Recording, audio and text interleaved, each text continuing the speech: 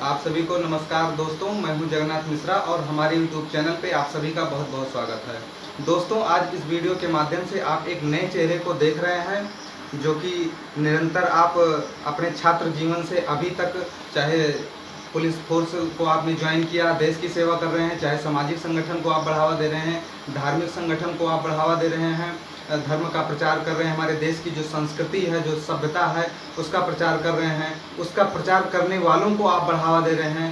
ऐसे महान पुरुष श्री विनोद कुमार पांडे जी हमारे साथ जुड़े हुए हैं। आपका सर हमारे चैनल पे बहुत बहुत स्वागत है। सर, हम आपके विद्यार्थी जीवन के बारे में थोड़ा सा जानना चाहेंगे। आपने शिक्षा दीक्षा अर्जित किया, उसके बारे में थोड़ा सा जानना चाहेंगे। स्टार्टिंग आपने कैसे किया, कितनी ऊर्जा आपको मिली?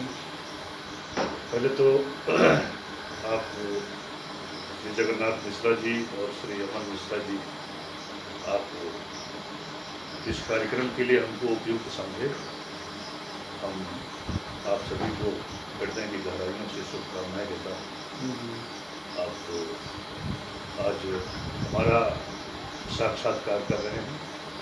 कल आगे और आप देश प्रदेश में भी बड़े बड़े महापुरुषों का, बड़े बड़े राजनेताओं का साक्षात करें इंटरव्यू में, ये हमारी शुभकामनाएं हैं। आदरणीय मिश्रा जी, हर व्यक्ति जो छात्र जीवन से संघर्ष करके आगे निकलता है, वही समाज के क्षेत्र में, धर्म के क्षेत्र में, राजनीति के क्षेत्र में या कोई सेवा के रूप में वो आगे जो बढ़ता है, तो उसके छात्र जीवन की ही तपस्या है, उसकी सोच है, परिवार की तपस्या है, परिवार की सोच है। इन सब का जो आशीर्वाद मिला, परिवार का आशीर्वाद, अपने गुरुजनों का आशीर्वाद, उस आशीर्वाद को प्राप्त करने के बाद हम आगे निकले। और हमारा जो छात्र जीवन था, हमने हाई स्कूल हरीश नगर हरिगांव से शिक्षा ग्रहण किया, हमारे गुरु जी श्री रामचंद्र त्यागी जी। उसके पश्चात हमने इंटर की तैयारी किसान इंटर कॉलेज परशुरामपुर से, फिर आगे स्नातक की तैयारी साकेत महाविद्यालय अयोध्या से किया। और इन सारे शिक्षाओं को ग्रहण करने के बाद हमने पुलिस विभाग में सेवा करने का एक अच्छा मौका देखा और उसके तहत हम इस विभाग में आए। सर, पुलिस फोर्स को आपने ज्वाइन किया, इसकी प्रेरणा आपको सर कैसे मिली? किसी को देख के या सुन के या खुद से मन में ये देश प्रेम की भावना कैसे जागृत हुई, देश सेवा करने की? आदरणीय मिश्रा जी, हमारे परिवार में ये उत्तर प्रदेश पुलिस में दूसरी पीढ़ी है जी। प्रथम पीढ़ी हमारे परिवार में हमारे चाचा श्री राम लक्ष्मण पांडे जी, जो पुलिस इंस्पेक्टर से सेवानिवृत्त हुए हैं जी। उनकी प्रेरणा से मैं उत्तर प्रदेश पुलिस में आया जी। यूँ कहा जाए कि उन्होंने ही हमें इस कार्य को करने के लिए प्रेरित किया जी। और उत्तर प्रदेश पुलिस में सेवा करने के साथ साथ एक पवित्र वस्त्र धारण किया जाता है, जिसको हम लोग वर्दी की संज्ञा देते हैं। तो उस पवित्र वस्त्र को हमने अपने चाचा श्री की प्रेरणा से धारण किया और मैं जहाँ भी हूँ, ये पूर्ण प्रयास रहता है, जिस सीट पर बैठते हैं कि वहाँ से पूरा प्रयास है कि वहाँ से हम सद्भावना अपनी सीट से लागू करें जी। लोग ये कहते हैं कि हम किसी जगह पर जाते हैं और हमारी बात नहीं सुनी जाती, हमारा काम नहीं होता है जी। हम तो सबसे ये अपील करते हैं कि आप जिस सीट पर बैठे हैं, आप अपनी सीट से काम को बढ़ाइए, आप दूसरे की अपेक्षा न करिए। लेकिन जब आपको मौका मिलता है, कोई पीड़ित व्यक्ति, कोई दुखी व्यक्ति, कोई अशांत व्यक्ति थाने पर किसी काम को लेकर के जाता है, तो आपका जो दायरा है, आपके जो काम करने का क्षेत्र है, उस क्षेत्र में आप उसको आगे बढ़ाएं, उनकी बात को सुने, समझें और निदान करने का प्रयास करें जी। तब ये व्यवस्था और ये सारे कार्यक्रम अच्छे हो सकते हैं। और पुलिस विभाग में आकर के हम अपने को बहुत गौरवान्वित महसूस कर रहे हैं, बहुत अच्छा महसूस कर रहे हैं कि हम इस पवित्र कार्य को आगे बढ़ाएं। सर, जैसे आप सेवा कर रहे हैं देश की जी इतने दिनों से, जी। तो छात्र जीवन से या सेवा के टाइम में ऐसी कोई सर समस्या भी आई होगी जिसको फेस कर पाना आज के टाइम में सर बहुत मुश्किल होता है, आज के युवाओं के लिए तो बहुत ही ज़्यादा मुश्किल है। तो आपने उसको कैसे उस समस्या का निदान निकाला होगा, थोड़ा सा उसके बारे में बताएं। आदरणीय मिश्रा जी, समस्याएं तो आती ही जी। समस्या आज से नहीं, ये जब से युग की शुरुआत हुई है जी तब से समस्या है। जी और युगों के हिसाब से हम लोग इसको कलयुग मान रहे हैं, लेकिन सारी समस्याएं जो चल रही हैं वो सतयुग में भी समस्या थी। उस समय भी संघर्ष था, देवताओं और दानवों का युद्ध था। तो समस्याएं हमेशा हैं और रहेंगी, लेकिन हमारा एक कर्तव्य है, हमारी ड्यूटी है कि हम उससे एक तरीके से ये माना जाए कि हम भीड़ को हटाते हुए, जैसे जल में कोई तैराकी करता है तो जल को हटाते हुए वो आगे फाइट करता है, वैसे समस्याओं को किनारा करते हुए उसके निदान करने का प्रयास करते हुए हम आगे बढ़ रहे हैं। और जिस सीट पर हम बैठे हैं, जितना हमें प्रभु ने अधिकार दिया है, उस सीट से हम पूर्ण सज्जनता करने का प्रयास कर रहे हैं। जनता को सुख पहुंचाने का प्रयास कर रहे हैं, उनकी समस्याओं का निदान करने का हम प्रयास कर रहे हैं। और हम प्रभु से ये अपील कर रहे हैं, उनसे निवेदन भी कर रहे हैं कि हमें और शक्ति प्रदान करें। हमें ज़्यादा से ज़्यादा अगर शक्ति प्राप्त होगी तो हम जनता का, समाज का, इस देश का भला कर सकते हैं और हम अच्छा काम कर सकते हैं। और हम प्रभु से निरंतर निवेदन कर रहे हैं, निरंतर निवेदन कर रहे हैं कि हमें और शक्तियाँ दें, क्योंकि बिना शक्ति के कोई भी व्यक्ति कार्य नहीं कर सकता। तो हम परमात्मा से निवेदन कर रहे हैं, जहाँ तक हमको शक्ति देंगे वहाँ तक हम आगे कार्य करेंगे, और नहीं तो परमात्मा से प्रणाम करेंगे कि आप इस व्यवस्था को देखें। सर, जैसे थोड़ा सा हम ये जानना चाहेंगे कि जब से आप सेवा कर रहे हैं तो इस बीच में ऐसा कोई खास संस्मरण अगर आपके दिमाग में हो सर, तो थोड़ा सा उसको बताइए, जो बहुत आपको फील हुआ हो उसके बारे में कि नहीं, मुझे ये, मैंने इतनी बड़ी समस्या को फेस किया है और ये बताना ज़रूरी है, ये थोड़ा सा हम जानना चाहेंगे। पुलिस विभाग, इस समय तो सरकार के बहुत ढेर सारे विभाग हैं, उसमें पुलिस विभाग भी है और हर विभाग की अपनी अपनी भूमिका है। नहीं सर, थोड़ा सा हम कहेंगे, चाहे पुलिस विभाग हो, चाहे आपका सामाजिक जीवन हो, व्यक्तिगत जीवन, ऐसा कोई खास समय अगर आपको लगे तो थोड़ा सा अब युवाओं को मोटिवेट कीजिए। युवाओं से तो हम यही कहेंगे कि आप जिम्मेदारियों से भागे नहीं, जिम्मेदारियों को पकड़ करके चलें। समस्याएं आएंगी, जैसे दिन के बाद रात्रि होती है और रात्रि के बाद दिन होता है। हम थोड़ा सा एक आपको ये बताना चाहेंगे कि अफ्रीका के राष्ट्रपति हुए हैं श्री नेल्सन मंडेला जी, तो उनके बारे में बताया जाता है कि वो 28 वर्ष तक जेल में थे और जेल में रहने के बाद उन्होंने संघर्ष किया। तो उन्होंने अपना एक दृष्टांत दिया, अपनी एक सोच दिया कि रात्रि चाहे कितनी भयानक क्यों ना हो, यदि आप जागते रहेंगे तो आप सुबह सूरज की प्रथम किरण को देखेंगे। तो संघर्ष करने का एक जज्बा होनी चाहिए, एक सोच होनी चाहिए। उस सोच और जज्बे को आगे बढ़ाते हुए जनता की समस्याओं का निस्तारण होना चाहिए। और जहाँ तक हमारी अपनी आइडिया है कि पुलिस विभाग ये जनता की समस्याओं को सुनने और उसको निस्तारण करने का बहुत सशक्त माध्यम है। हर प्रकार से व्यक्ति निराश होता है तब वो पुलिस के पास आता है, जब कोई उसकी बात नहीं सुनता है। तो पुलिस विभाग बहुत अच्छा विभाग है और हम इस नौकरी को करते हुए संतुष्ट भी हैं। और हम जो हमारा युवा वर्ग है उसे हम ये अपील भी करेंगे कि आप पुलिस विभाग के कोई किसी भी पद की नौकरी को आप करिए, स्टार्ट करिए, शुरू करिए। और पुलिस विभाग में खाकी वर्दी का एक जो वस्त्र होता है, ये वीरता का वस्त्र है, ये पवित्र वस्त्र है। इस पवित्र वस्त्र को धारण करके और समाज में आप नेक काम करिए। आप कानून के संदेश को, सरकार के संदेश को लागू करने का प्रयास करिए। युवाओं को बताइए भी कि अगर संदेश अच्छा जाएगा तो समाज में लोग आपकी बातों पर विचार करेंगे और विचार करके आगे चलने का प्रयास करेंगे। और हम पूर्ण प्रयास कर रहे हैं। हम जहाँ भी हैं वहाँ उस सीट पर बैठने के बाद हम अपने को बहुत गौरवान्वित महसूस करते हैं। जनता जो भी हमारे सामने आती है किसी भी समस्या को लेकर के, तो हम समझते हैं कि हमारे लिए बहुत सुयोग्य मौका है। प्रभु ने हमको ऐसा अवसर दिया है सेवा करने का। तो हम सब युवाओं से अपील करेंगे कि आप पुलिस की नौकरी को और पुलिस की वर्दी को धारण करने का आप प्रयास करें। जी सर, जब से आप नौकरी कर रहे हैं सर्विस के टाइम से, नौकरी भी आप साथ में कर रहे हैं, जनता की सेवा कर रहे हैं, गरीबों को, जो कि अभी आपने सब बताया कि एक निदान करने का समस्याओं को ये बहुत अच्छा सिस्टम है, आप निरंतर उनकी सहायता कर रहे हैं।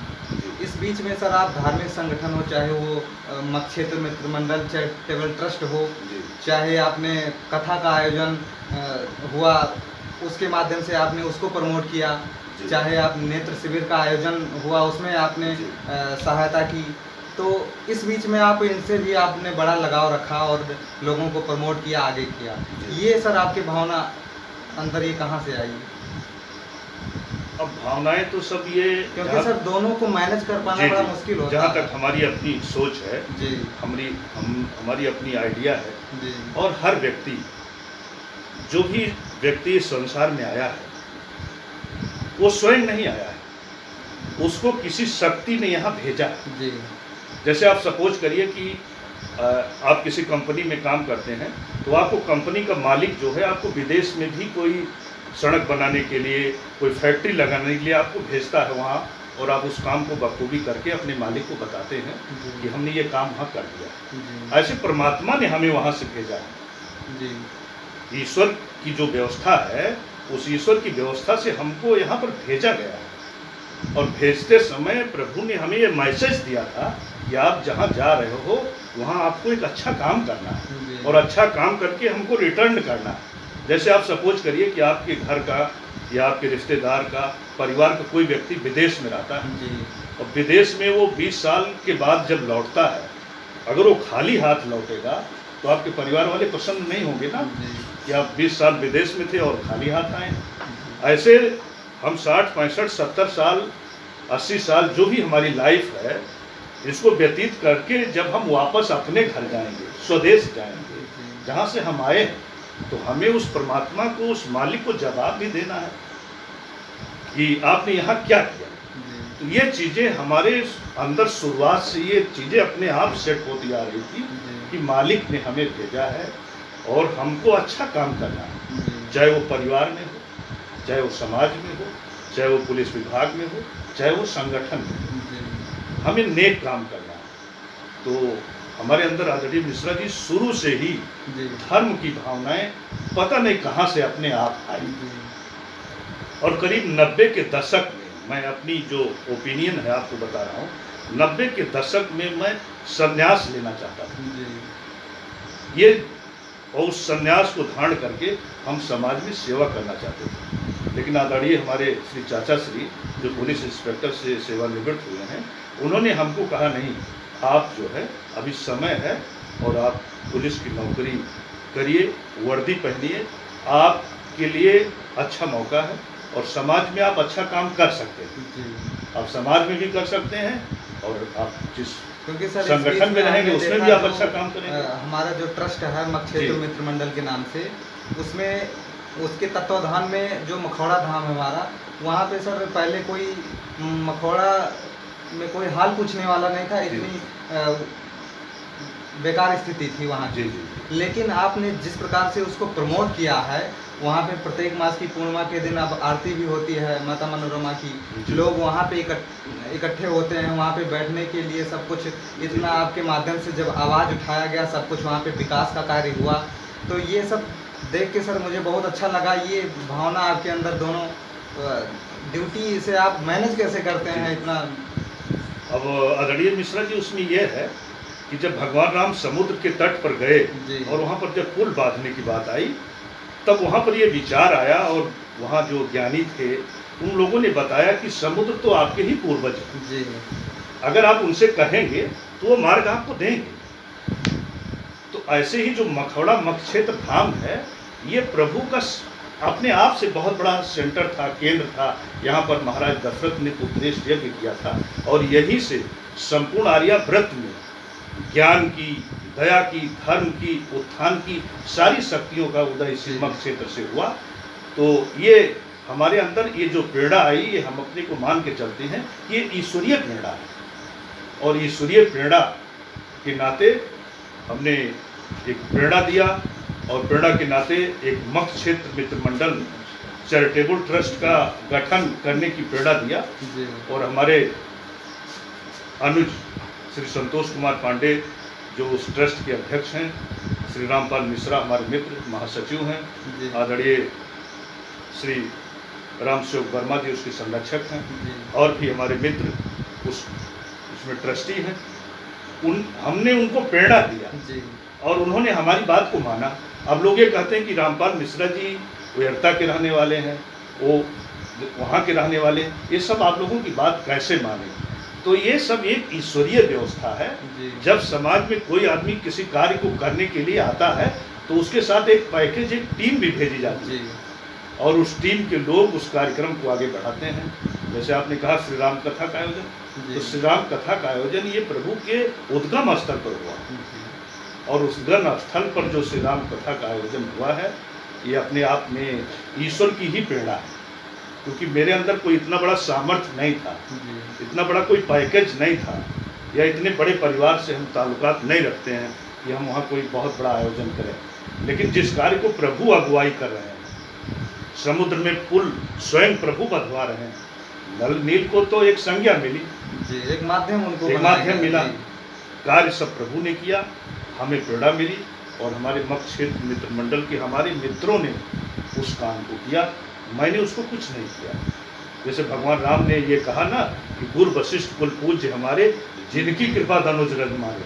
तो हमारे जितने ट्रस्टी, सम्मानित ट्रस्टी, सम्मानित क्षेत्र की जनता, इन सब लोगों ने और जो हमारे क्षेत्र के संभ्रांत नागरिक हैं, आदरणीय सांसद जी, आदरणीय विधायक जी, श्री त्र्यंबकनाथ पाठक जी, प्रमुख जी जो हमारे रिश्तेदार भी हैं, परिवार के हैं, इन लोगों के सहयोग से, इन लोगों का एक तरीके से कहिए इनके आशीर्वाद से, क्योंकि ये जो शिव धनुष था इसको कोई उठा नहीं सकता।